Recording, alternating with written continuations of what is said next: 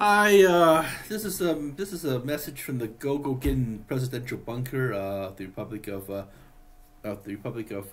Cato Doggoland, or Caseyland, if you will. It's getting kind of dry here, that's why I scratched my ear. This happens a lot of times during winter time. Anyways, well, I'm just taking a nice relaxing afternoon break. Watched some of the Olympics yesterday, curling between Team Canada and Team Denmark. Team Canada, it's okay.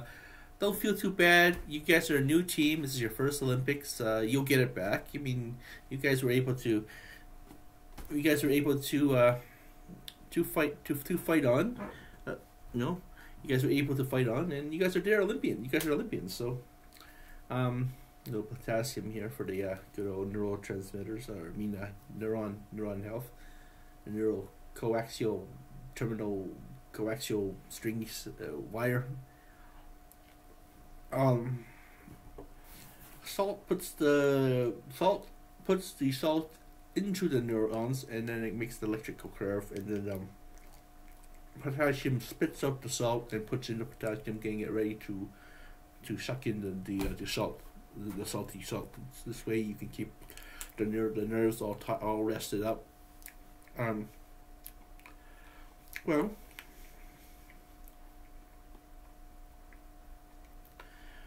this is the third day of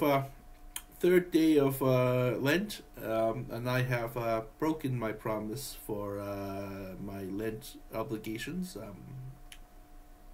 I prefer not to say what I'm giving up Lent for.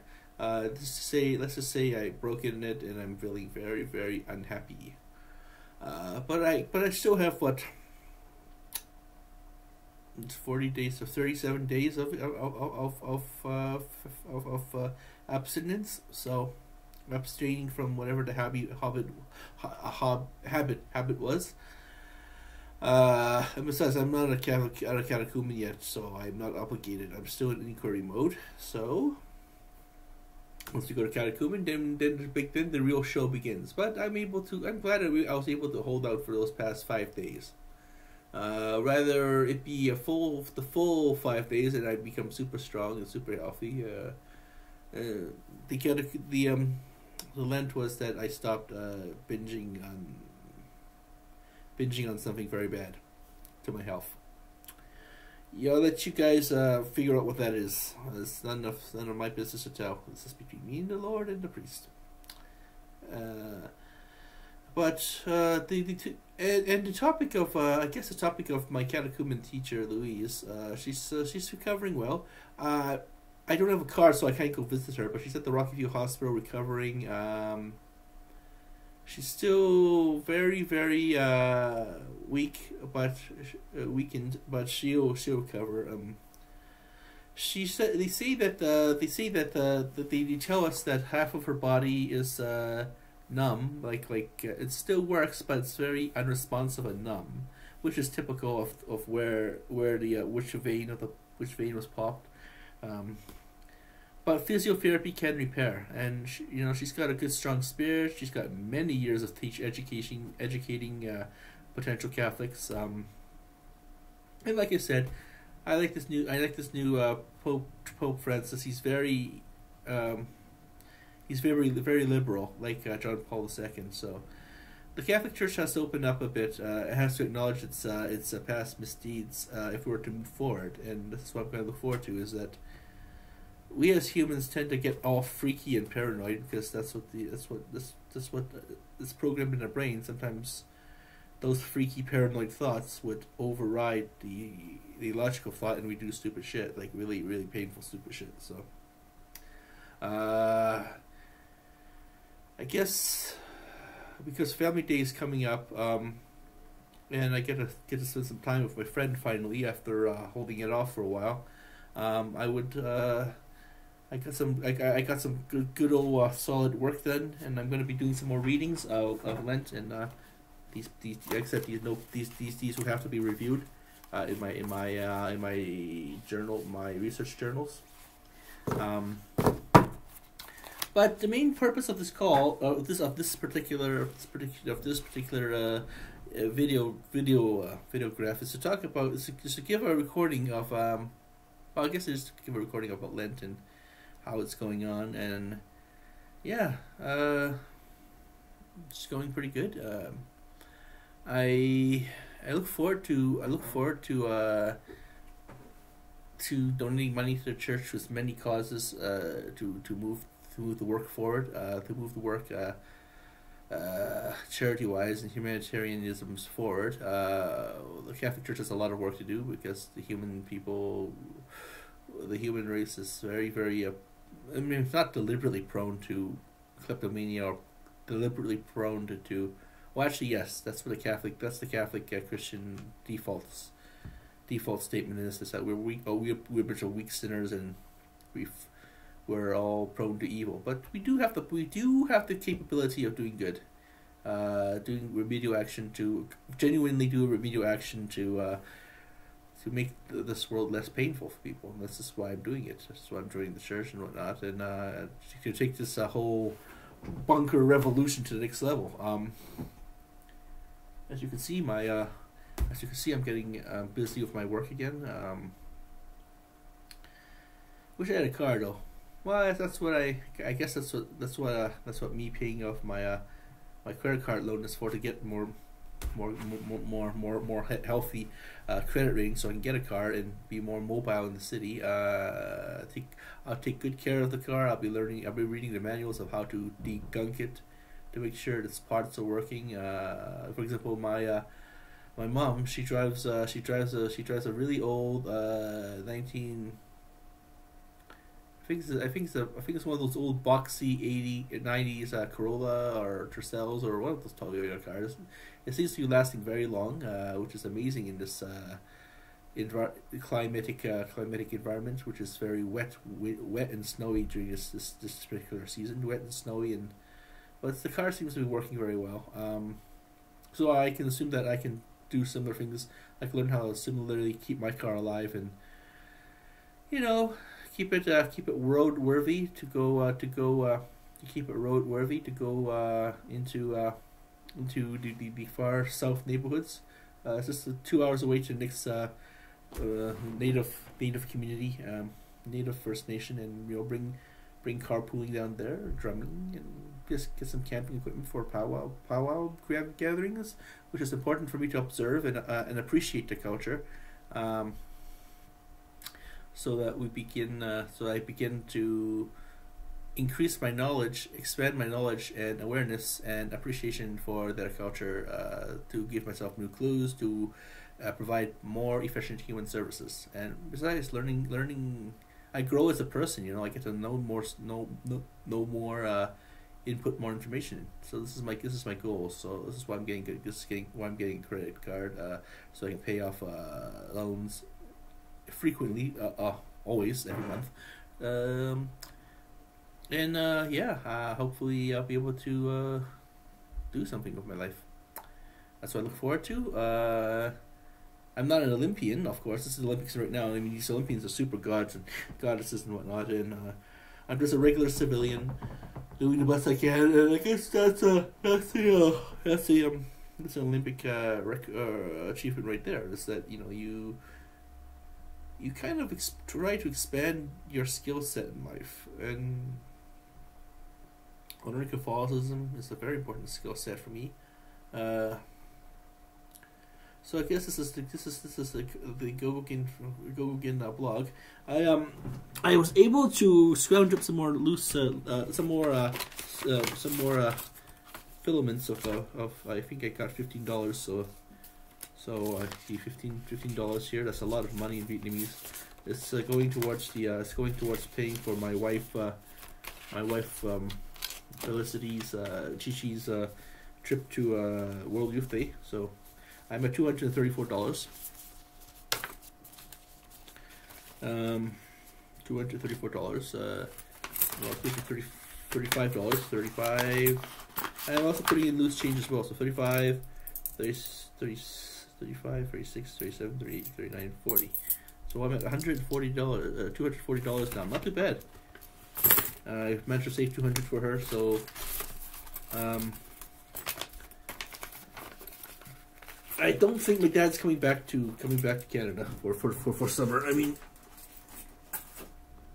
he doesn't have much of a savings ability. He has an earnings ability, but he's not very good at saving money. Like in my case, I put some of it away. I get material goods now, so I can keep on playing it, like playing video games over and over again. Keep on wearing the same old clothes over and over again. Keep on wearing. It's budgeting. Budgeting can be done. When you're on a limited budget that have many obligations, pay off your obligations first. Get the good credit points and keep the man away from your household that way, and just keep on using what you have on hand to entertain yourself when you want to rest, when you want to self-care after fixing the planet up. That's my advice to anyone who's involved in the human services, the volunteering, or any kind of a service that advocates for improve the conditions.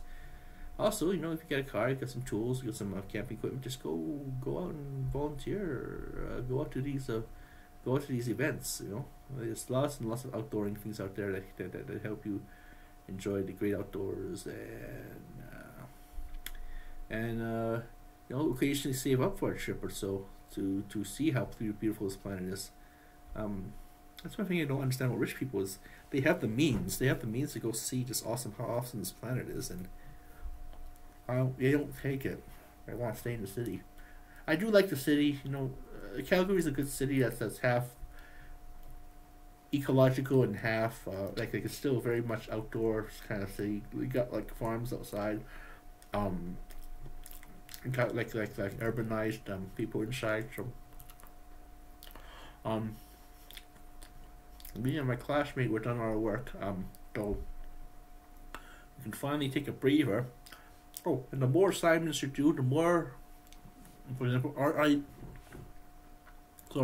the more RCIA homework you do and stuff and prayers you do,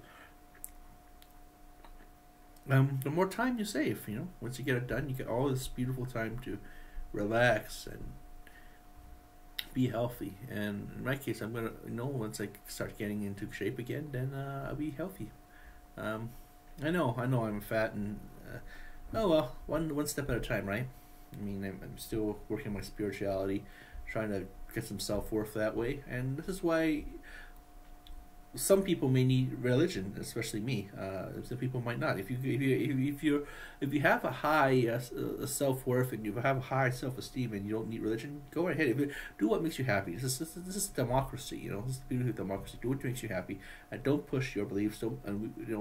Catholics, Christians should not push for any people's beliefs. They can inform, but only if that person wants to be informed. If not, then the whole dust yourself off, go to another village. In fact, in Islam, they tell me in the Islamic Students Union over at Mount Royal that Islam is not compulsory. I'm not saying that I'm any better than anyone too. I got a little banana goo in there. Sorry. Don't talk of your mouth. Okay, fine.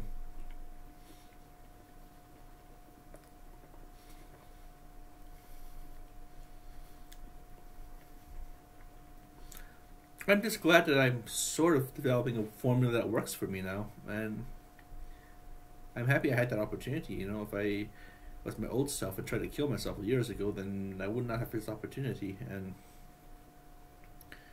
this is in regards to school shooters or people who are contemplating these kind of acts of violence. I'm not saying go become a monk in some village, or don't become some kind of Buddhist or Christian monk in some ancient monastery in a mountain. I'm saying try to find something that you like, that fuck the world, what you like to do. And if it's not religion or if it's not atheism, then to do it if it fits for you. The idea is for you. As a social worker in human services, we don't work for ourselves. We don't work for society or the government.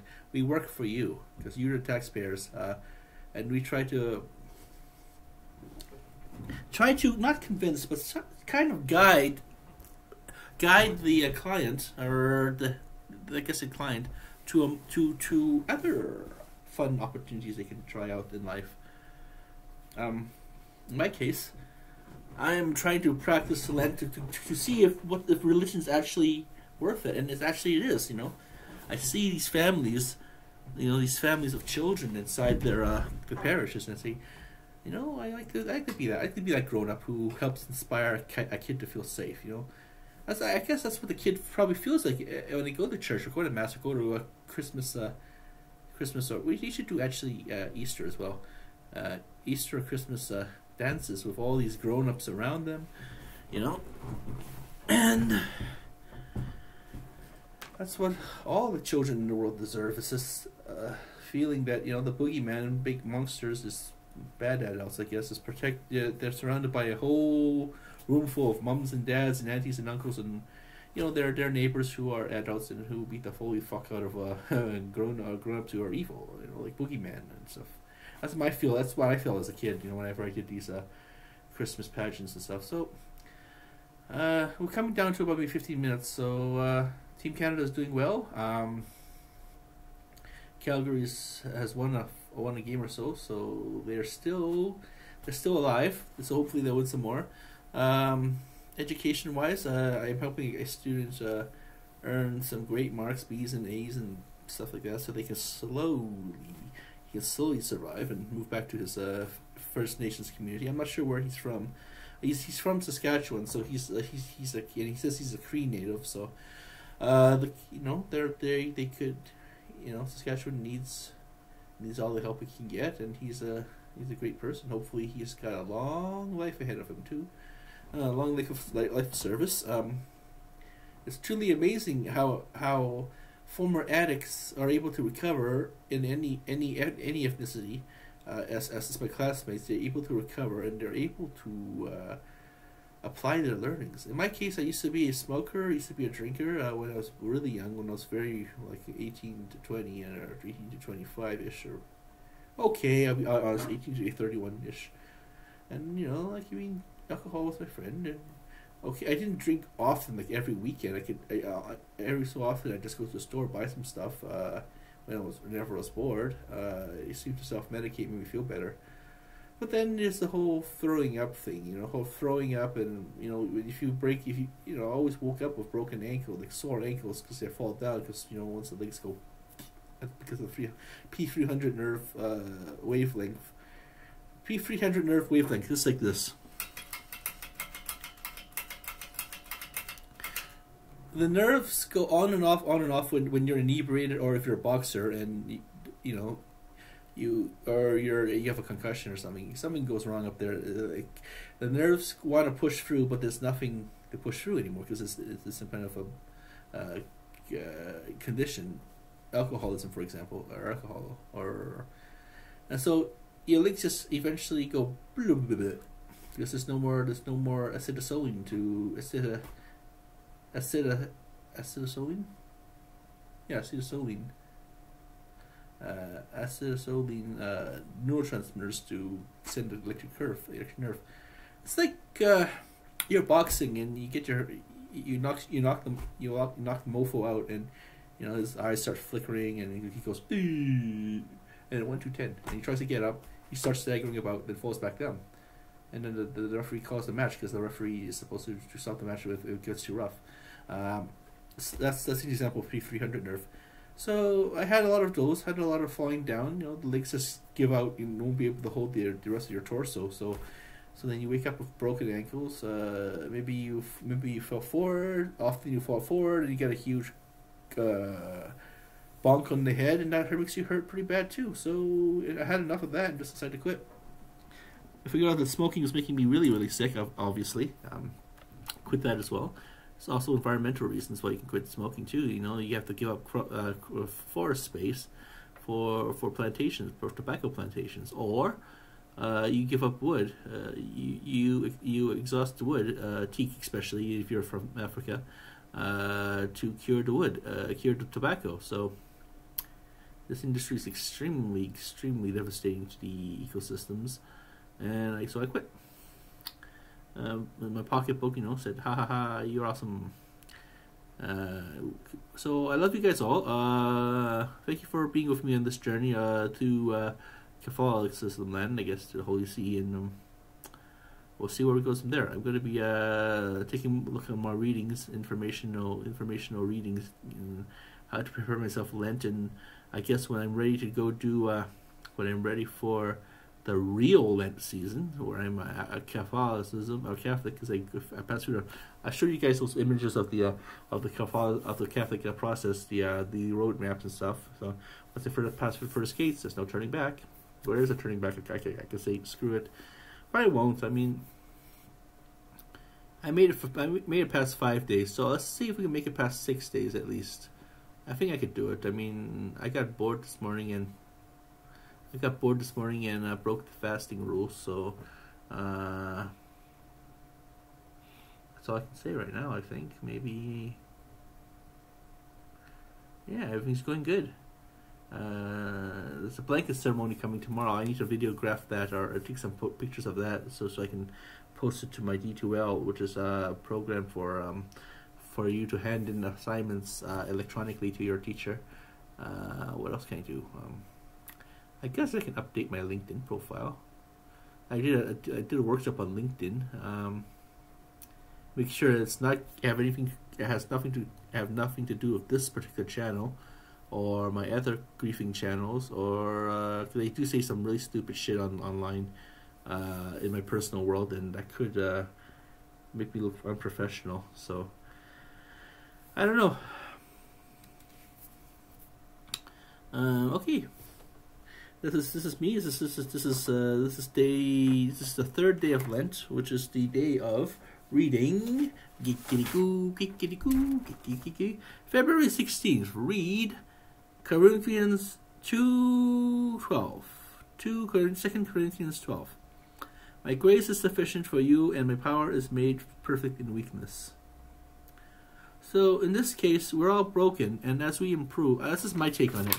As we learn to keep on pushing forward in life and improve, we become beautiful works of art. That we show that the whole riddle of steel from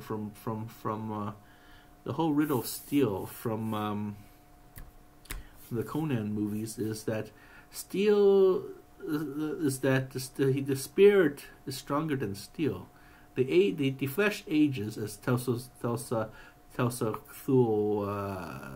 Doom explained that, and then steel, I guess, steel rust, as Conan discovered, or you melt it down. But the spirit of the person who's wielding it, our human spirits, are actually pretty into. It's immaterial. It's like not solid. There's no molecules. It kind of motivates our body forward. We go for walking, we pick up stuff, we move these bones, these flesh and bone materials, these proteins and calcium formulations, and pick up a pen and write up whatever the fuck's in our head. And that's intellect, and I guess that's what it means. You get a broken body, but you still have the ability to expand yourself. And in a few more weeks, once we see after we see the able-bodied athletes with able bodies work, then we'll actually see the Paralympics. And I volunteered for Paralympics actually in 2010, and these people are very amazing because, for example, one girl from Germany, her name is Verena Bentley, and she won 4 gold medals, but she's blind, So we'll see. I don't know. That's my catchphrase, huh? We'll see. Keep on doing it, and keep on expanding and learning, and send your knowledge, your particular experiential knowledge to the universe, back to source.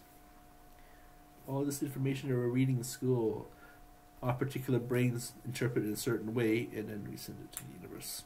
That's my take on it. We're just a bunch of scouting drone bots.